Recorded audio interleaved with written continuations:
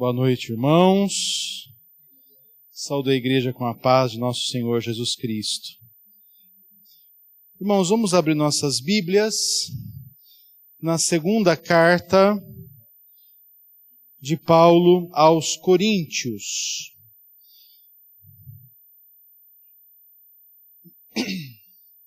Capítulo 1, de 3 a 7.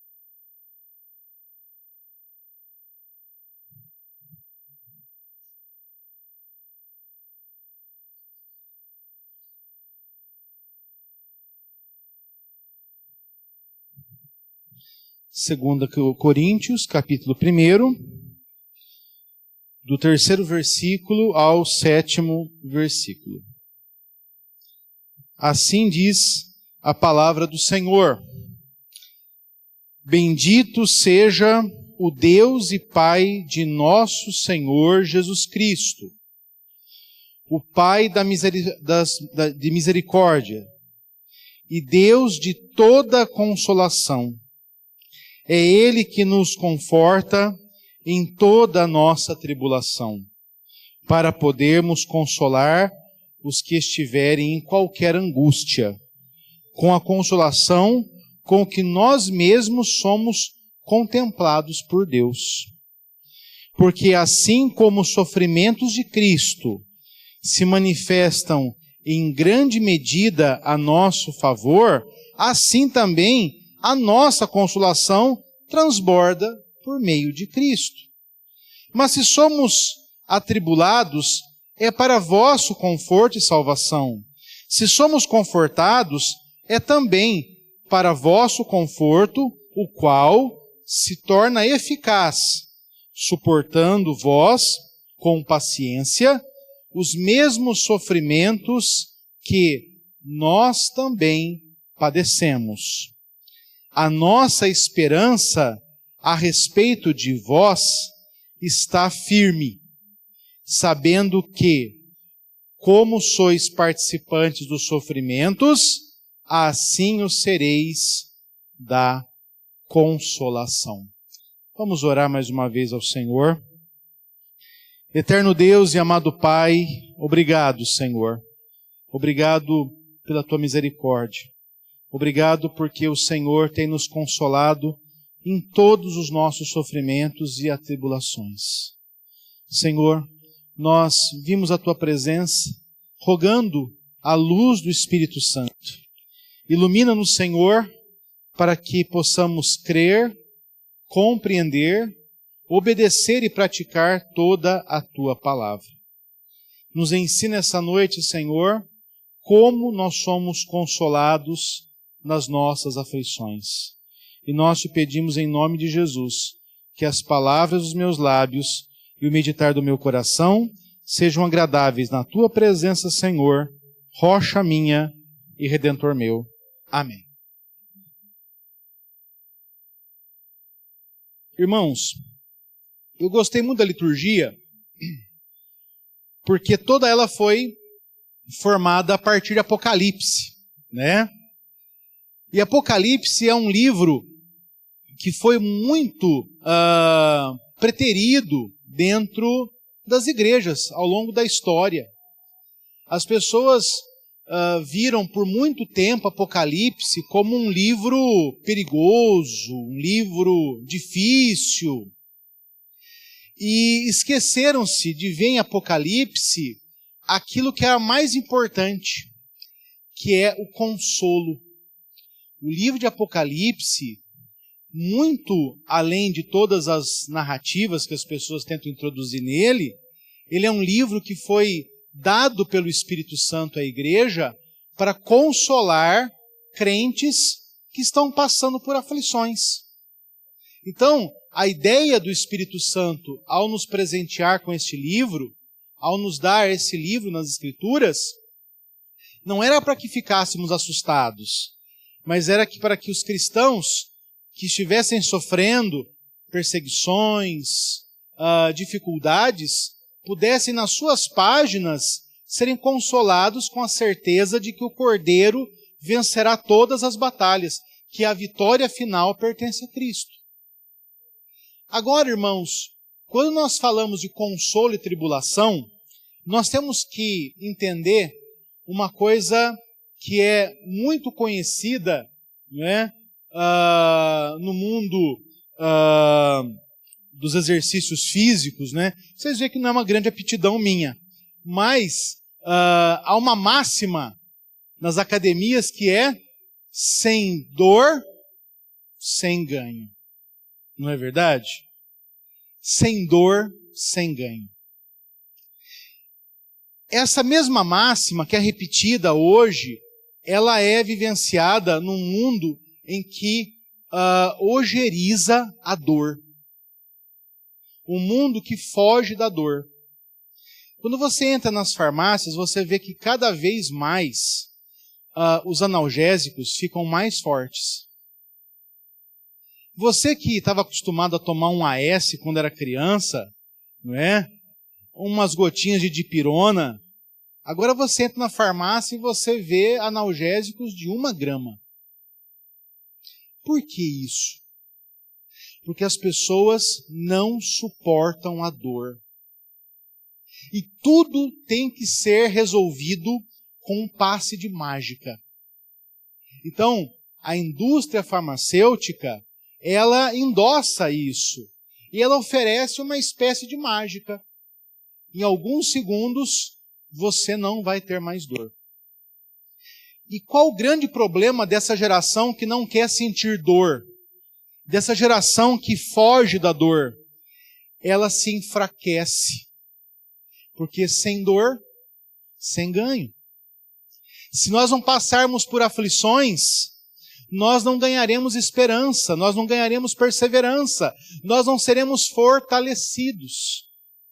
É isso que Paulo está tratando hoje nessa carta, na ação de graças dessa carta.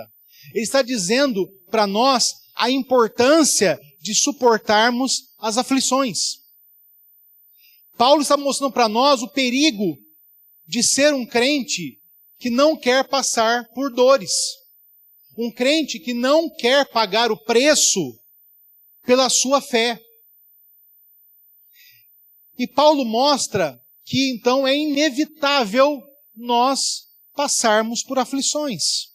Enquanto nós vivermos neste mundo caído, meus irmãos, nós inevitavelmente passaremos por momentos de aflição pequena ou maior, dependendo das circunstâncias e dos lugares em que nós estejamos. Então, irmãos, veja, diante desse cenário em que todos nós passaremos por aflições, nós somos consolados por Paulo aqui de que há um refrigério para as nossas vidas. Você passará por atribulações, por perseguições, por frustrações, mas na mesma medida em que você for afligido, nessa mesma medida você será consolado por Deus. Essa é a grande promessa deste texto que nós lemos. E aí Paulo mostra 3 coisas importantes para nós. De onde vem o consolo? Qual é o modelo que nós devemos seguir? E a eficácia deste consolo. Então, eu convido você a observar os 2 primeiros versículos que nós lemos. O versículo 3 e 4. Essa aqui é uma ação de graças. Geralmente as cartas gregas, elas eram assim. Elas começavam com a apresentação. Então Paulo se apresenta aqui como apóstolo de Cristo, pela vontade de Deus. E depois se fazia uma ação de graças a Deus. Né? Até mesmo os pagãos, após a apresentação, louvavam seus deuses nas suas cartas. Só que a segunda carta aos Coríntios, ela é diferente das outras. Na hora de fazer ação de graças, Paulo, ele vai focar no consolo que Deus dá à igreja. Ele vai louvar a Deus porque Deus tem consolado não só a ele, mas toda a igreja. Por quê? Paulo está fazendo isso? Porque, irmãos, a igreja de Corinto, se você já leu a primeira carta, né, você vai entender que a igreja de Corinto não é uma igreja fácil, né? Era uma igreja muito complicada. Era uma igreja com divisões, era uma igreja com desigualdades, era uma igreja de pessoas ensoberbecidas, era uma igreja que ficava num lugar muito, com uma oferta de pecado muito grande, já que ali em Corinto você tinha o maior templo da deusa Afrodite, da Ásia Menor. Então havia centenas, eu vou continuar falando para o Windows que ele tem que parar, tá? Certo, a última. Ele está tão fixado aqui que ele não quer sair. Ele ficou.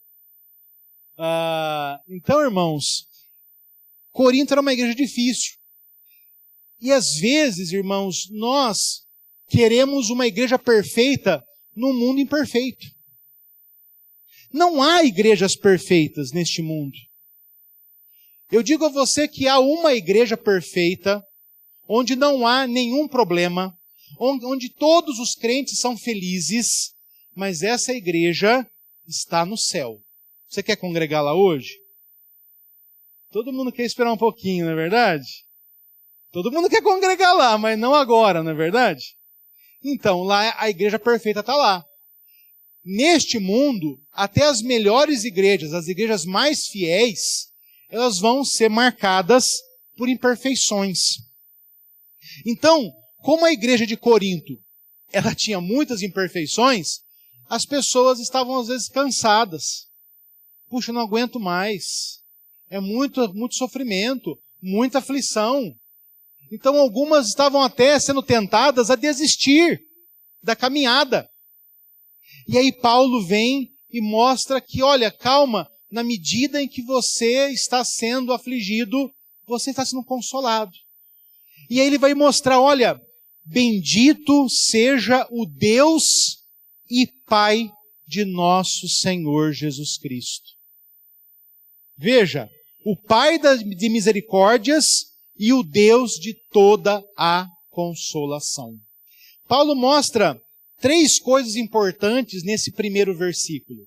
Ele começa evidenciando que o Deus que nós cremos é o Pai de Jesus Cristo. Ele começa apresentando para nós essa figura da Trindade. Ou seja, ninguém pode ter acesso à misericórdia e ao consolo que há em Deus, senão por Jesus Cristo. Porque ninguém pode ir ao Pai, senão por meio de Jesus Cristo. João 14:6. Então, ele mostra isso. Olha, você está sendo afligido, mas eu tenho uma boa notícia para você. Você está no caminho certo. Você está no caminho que é Jesus. E esse caminho trará sofrimentos. Por quê? Porque ninguém pode servir a Jesus achando que o mundo vai aplaudi-lo. Paulo vai dizer que todo aquele que quiser viver piedosamente será perseguido. Então, esse caminho trará sofrimentos nessa vida. O mundo não aceitará o Cristo que você mostra. Mas, na mesma medida, você caminha para o Deus que é o Pai das misericórdias, o Deus de toda a consolação. O que Paulo está mostrando para nós aqui, meus irmãos, é que às vezes nós queremos misericórdia e consolo, mas estamos no caminho errado. Às vezes as pessoas querem misericórdia e consolo através dos homens. Às vezes as pessoas querem misericórdia e consolo através das conquistas, do dinheiro. E esses são caminhos errados, são caminhos de morte. Só em Jesus você tem acesso ao Pai, que é a origem de toda a misericórdia e de todo o consolo. Quando Paulo fala de misericórdia, ele está levando a gente para o âmago de toda a teologia do Antigo Testamento. Lembra de Daniel 9? Ao Senhor pertence à misericórdia. O Salmo 51, Davi vai dizer: tem misericórdia de mim, ó Deus. Onde está a misericórdia de Deus? Meus irmãos, as misericórdias de Deus se revelam nos seus atos salvíficos. Deus mostra a sua misericórdia por nós, tendo entregado o seu Filho por amor. Deus amou o mundo de tal maneira que deu o seu Filho unigênito, para que todo aquele que nele crê não pereça, mas tenha a vida eterna.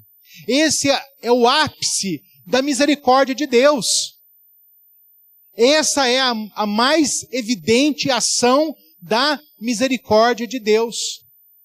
Se Deus fizesse apenas ou tão somente isso, já seria infinitamente muito mais do que nós merecemos. Porque pelos nossos méritos, nós merecíamos o inferno. Então Deus, Ele dá o seu unigênito. Ele se agrada em moer o seu próprio Filho para que por meio das suas pisaduras nós fôssemos curados. Mas Deus, além de dar misericórdia a nós, Ele também é o Deus de toda consolação. E o que Paulo está mostrando para nós aqui, meus irmãos, que Deus está sempre pronto a consolar aqueles que o procuram. Então, meus irmãos, Deus, Ele nos encoraja, Ele nos dá perseverança. Na hora da tribulação, das tentações, nós temos um escape para que nós não caiamos em tentação. Então, meus irmãos, Deus, Ele é o Senhor, a origem de todo o nosso consolo, de toda a nossa misericórdia. Mas você só pode ter acesso a isso por meio de Jesus. Agora, a partir do momento que você usufrui dessa misericórdia e desse consolo de Deus, você tem uma responsabilidade. Olha só. É Ele, versículo 4, é Ele quem nos conforta em toda a nossa tribulação. Com qual finalidade? Qual é a finalidade pela qual o Senhor nos conforta em toda a tribulação? Irmãos, para podermos consolar os que estiverem em qualquer angústia, com a consolação com a qual nós mesmos somos contemplados. Então veja, Deus, Ele é misericordioso. Ele deu o seu próprio Filho para que, por meio do sangue dele, você fosse lavado. Você está passando por provações, por tentações, por perseguições. Deus lhe dá escape, perseverança. Ele anima a sua vida. Só que o agir de Deus na nossa vida não para em nós. A partir do momento em que eu usufruo da consolação e da misericórdia de Deus, eu sou obrigado a demonstrar essa misericórdia e essa consolação aos meus irmãos. Deus é a origem de toda a consolação e misericórdia. E nós somos, cada um de nós, instrumentos de Deus para misericórdia e consolo. Como que você é um instrumento de misericórdia, meus irmãos? Perdoando. Na medida em que você foi perdoado. Você se lembra da parábola daquele homem que devia muito ao seu senhor? Devia tanto que o seu senhor resolveu vender não só ele, mas a sua família para pagar uma parte ínfima da sua dívida. Aquele homem se prostrou diante do seu senhor e disse: Senhor, tem misericórdia de mim. E o Senhor resolveu perdoar toda a sua dívida. Aquele homem saiu da presença do seu senhor e encontrou um conservo, alguém igual a ele, que lhe devia 1 mês de salário. Ele obrigou aquele homem a ir à prisão para que pagasse até o último centavo. Aquele homem, ele não agiu com a misericórdia com a qual ele foi contemplado. Irmãos, não pense que Deus não vai colocar uma pessoa lá no seu serviço, na sua escola, na sua igreja, na sua família, que não vai ser alguém que necessita da sua misericórdia. Às vezes você vai ter que perdoar, passando por cima do seu orgulho. Você vai ter que ferir o seu ego. Você vai passar por cima do seu orgulho para que você exerça essa misericórdia. Isso não é fácil.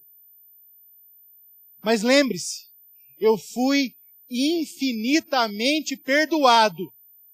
E eu tenho que perdoar infinitamente. Lembra de Pedro? Senhor, quantas vezes eu devo perdoar? 7, tá bom? Imagine se Deus perdoasse você por 7 vezes. Talvez hoje, diferente do gato, você tivesse usado os seus 7 perdões. Não é? Ainda bem que Deus nos perdoa 70 vezes 7. É assim que nós devemos perdoar. Eu também devo ser instrumento de consolo na vida das pessoas. Como assim? Deus não colocou perseverança em mim?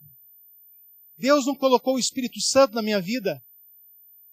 Meus irmãos, pessoas vão procurar você com problemas.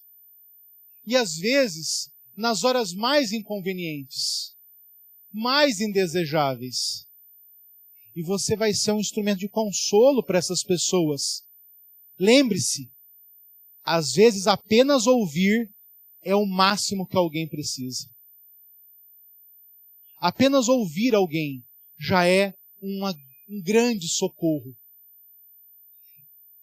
Aí você pode dizer, mas qual o modelo que eu devo seguir para ser esse canal, esse instrumento de misericórdia e consolo? E aqui Paulo vai dizer, o modelo é Jesus. E ele vai mostrar isso a partir do versículo 5.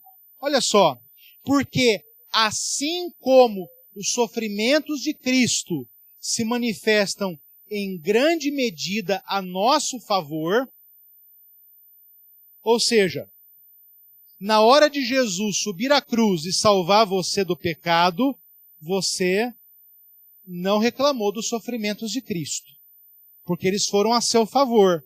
Eles perdoaram os seus pecados. Jesus suportou a angústia, a separação com o Pai, que teriam aniquilado a cada um de nós. Não é verdade? Então, os sofrimentos de Cristo foram a nosso favor. Então, assim também, a nossa consolação transborda por meio de Cristo.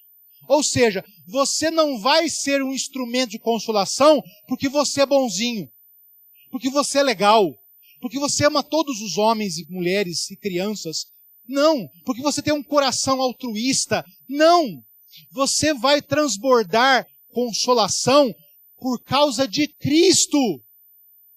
Assim como eu só chego à misericórdia de Deus por causa de Cristo, assim como eu só usufruo da consolação de Deus por causa de Cristo, eu só vou ser misericordioso e consolador por causa de Cristo. Porque se você for misericordioso e consolador por qualquer outro meio, isso será uma vanglória. Isso será só mais uma armadilha do seu coração corrupto e enganoso. Você tem que fazer isso não para a sua glória, mas para a glória daquele que o salvou na cruz. E ele continua, se somos atribulados, e aí Paulo vai dizer, olha, nós somos atribulados. Meus irmãos, todos nós conhecemos a biografia de Paulo, inspirada ali, escrita no livro inspirado de Atos dos Apóstolos.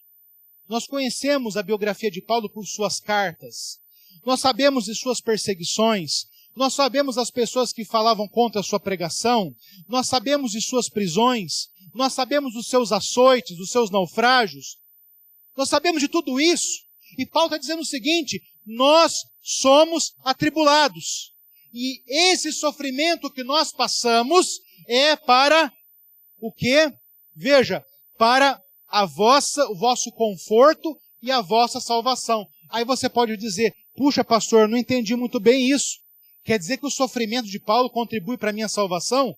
Não, meus irmãos. A nossa salvação se dá pelo sofrimento de Cristo Jesus, na cruz. Nós somos salvos por meio de Cristo. Não há salvação fora de Jesus. Então o que Paulo está dizendo para nós aqui? Que todo o sofrimento que ele está passando é para pregar o Evangelho.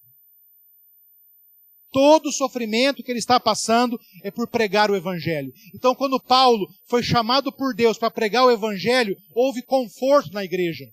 Pessoas foram salvas por meio de Cristo através da pregação de Paulo. Então, Paulo está dizendo o seguinte: nós somos atribulados, e na nossa tribulação, vocês são confortados, vocês são salvos, porque a mensagem do Evangelho está sendo pregada. Meus irmãos, nós estamos aí com várias bandeiras de países, não é? E talvez o motivo seja orarmos pela evangelização nesses lugares. Quando Deus levanta um missionário numa região inóspita, Ele está mandando alguém, não você. Deus está permitindo que você fique na sua casa, com os seus parentes, com a sua família, e está mandando outro para lá.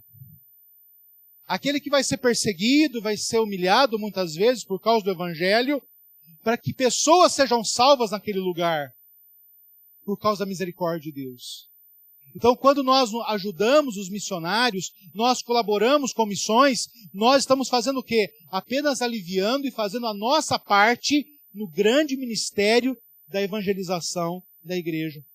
Então, Paulo está dizendo, nós passamos por sofrimentos para que vocês sejam confortados e salvos. Se somos confortados, também é para vosso conforto.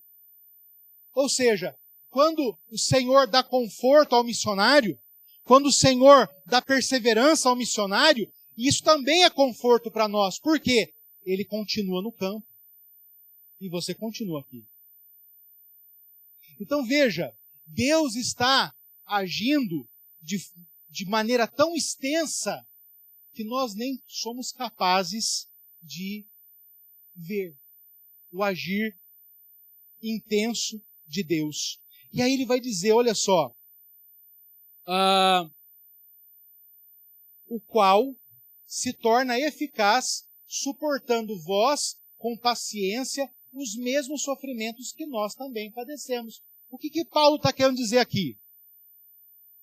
Nós passamos por sofrimentos, para que vocês sejam confortados e salvos. Nós somos confortados para que vocês também sejam confortados. Jesus passou os sofrimentos por vocês. E vocês não querem sofrer? É isso que Paulo está dizendo. Vocês querem viver uma vida só de conforto, sem sofrimento nenhum, mas vocês usufruem do sofrimento de Cristo. Vocês usufruem do sofrimento dos missionários. E isso está bom para vocês. Então, meus irmãos, o que Paulo está dizendo para nós aqui? Se nós não encararmos o preço a ser pago para sermos cristãos, nós não seremos devidamente consolados.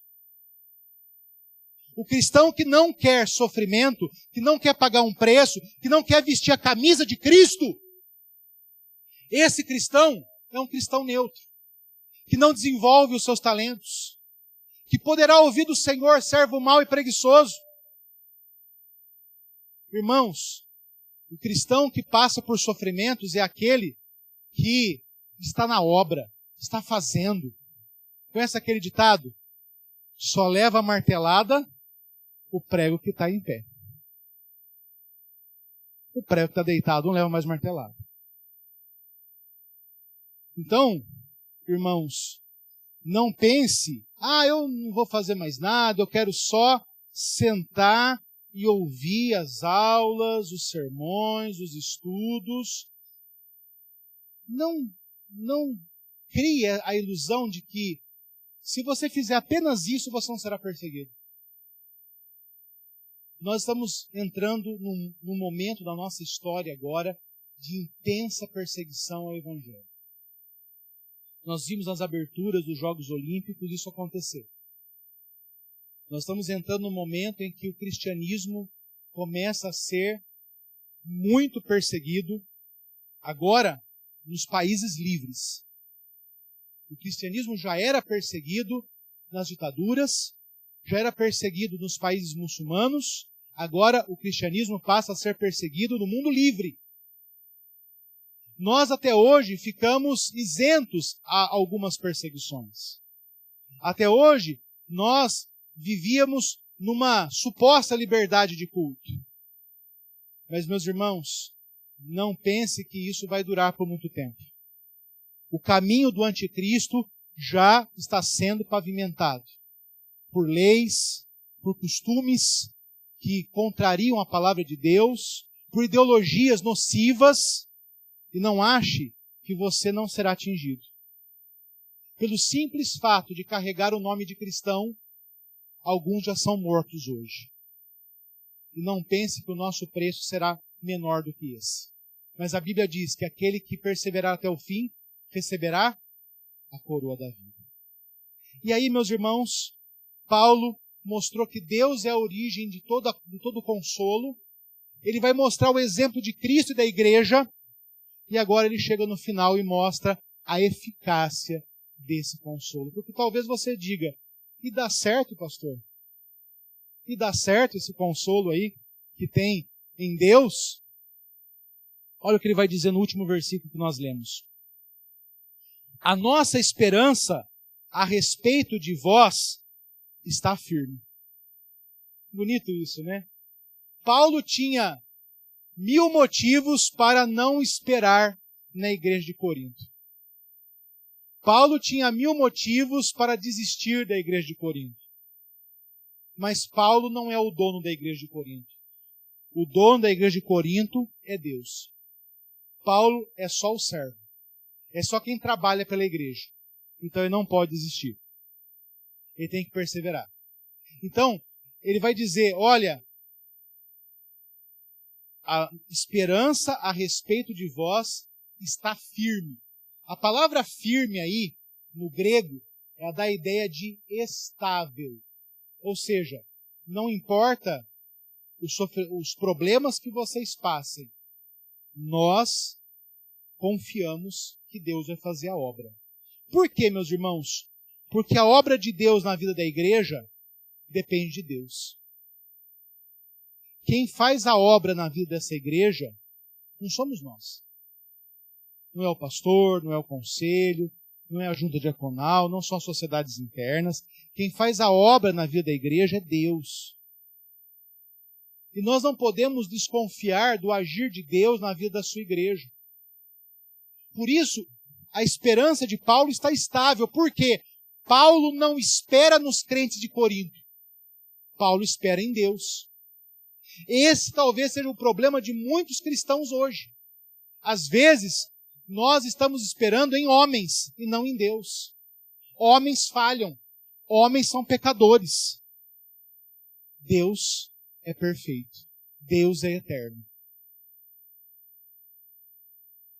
Paulo vai dizer, sabendo que, como sois participantes dos sofrimentos, assim sereis da consolação.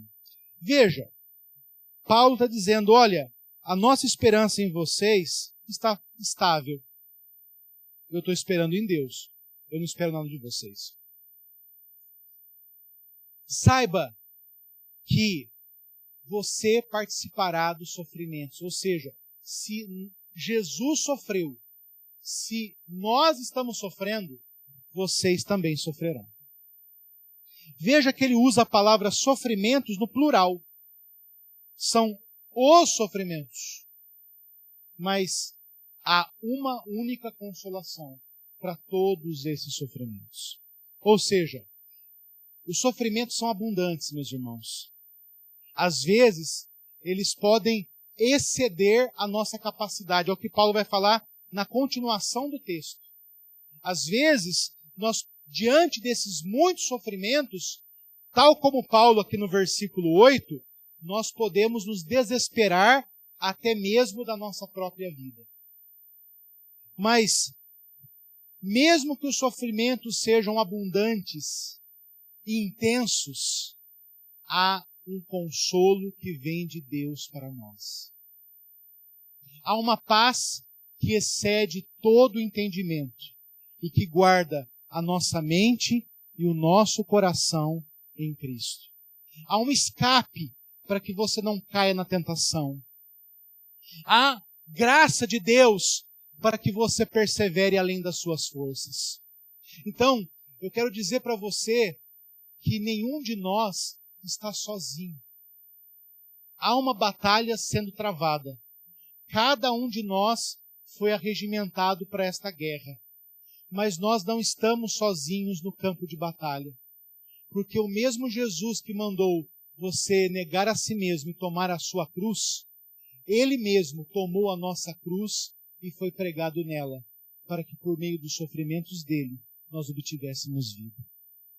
Então, irmãos, haverá momentos em que cada um de nós passará por aflições. Talvez aflições na vida pessoal, na vida familiar, no trabalho, no estudo.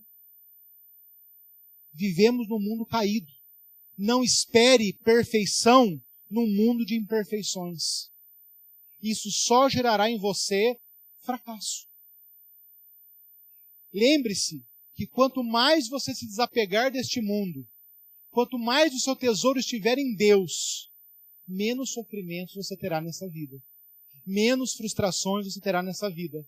Porque mesmo que a traça, a ferrugem ou ladrões roubem os poucos tesouros que você tem aqui, o seu grande tesouro está no céu junto de Cristo. Como Paulo diz, eu sei em quem eu tenho crido, e Ele é fiel para guardar o meu depósito até o dia final. Saiba, você passará por sofrimentos, mas você nunca os passará sozinho. Vai ter sempre uma mão carinhosa acolhendo a minha mão enferma? Nem sempre. Há doentes que passam os seus últimos dias solitários. Sempre haverá alguém para enxugar as minhas lágrimas? A Bíblia não promete isso. Há pessoas que inundam seus lençóis em lágrimas. Haverá sempre um remédio para as minhas dores? Nem sempre. Há pessoas que sofrem dores insuportáveis. Não se fie em promessas que a Bíblia não fez. A Bíblia não disse que você vai estar sempre acompanhado de alguém que ama. A Bíblia não disse que os seus amados vão ir no mesmo momento em que você for chamado. A Bíblia não diz que você não terá motivos para chorar e nem sofrimentos para sofrer. A Bíblia diz que em cada uma dessas aflições, Deus estará presente. E na mesma medida em que você for afligido, Ele dará a consolação do céu, de tal maneira que você vai ser guardado e perseverará até o dia final. Essa é a promessa, que nós confiemos apenas nela. Deus nos abençoe.